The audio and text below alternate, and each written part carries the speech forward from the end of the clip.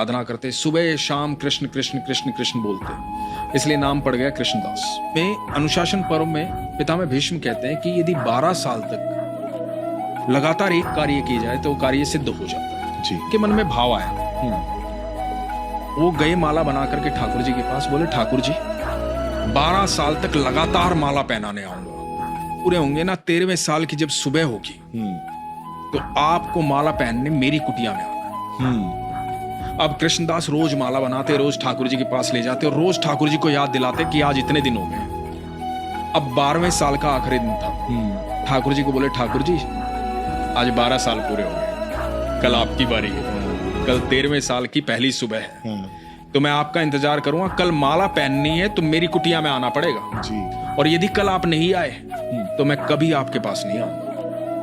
अब बार बार चौखट के पास आके खड़े हों, देखें कि ठाकुर जी आ रहे होंगे, ठाकुर जी आ रहे होंगे, माला बना करके सुंदर सी तैयार चल रही। शाम हो गई, ठाकुर जी नहीं आए। कृष्णदास रोने लगे। तो सारा 56 भोग उठाया, अपनी पोटली में बांधा, कुटिया को ताला लगाया और देख करके मंदिर की तरफ बोले सुनो, अब कभी लौट के नहीं आऊंगा, अब जा रहा हूं यहां से, कोई नहीं है, कृष्ण विष्णु पत्थर की मूर्ति है वो, सुनता तो आज आ जाता, सुनता ही नहीं है, कुछ नहीं सुनता, अब तू बैठा रहे यहां। और ये कह करके चल दिए और बड़े कहते कहते जा रहे हैं और आगे से गइयों का एकदम झुंड आ रहा है लगातार।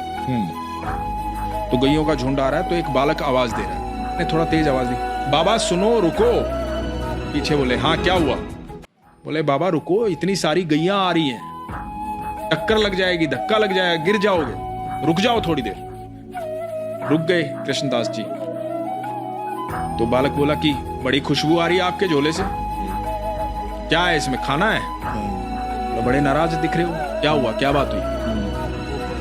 कृष्णदास बोले अरे ये तो तुम्हारे नंद बाबा है ना जिनकी गैया लेके तुम जा रहे हो, इनका लाडला है ना वो कन्हैया, अरे बहुत नखरे हैं उसके। बालक बोला बाबा इतना गुस्सा क्यों हो रहा है, चलो कोई बात नहीं, बैठो खाना खाओ, मुझे भी भूख लगी है, मैंने भी सुबह से कुछ नहीं खाया, सुबह से गैया चरा रहा हूं। अब कृष्णदास जी ने वो भोजन की पोटली खोली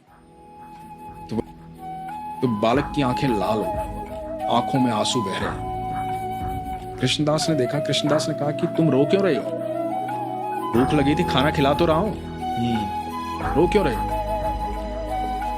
तो बालक बोला बाबा माला नहीं पहनाओगे आज,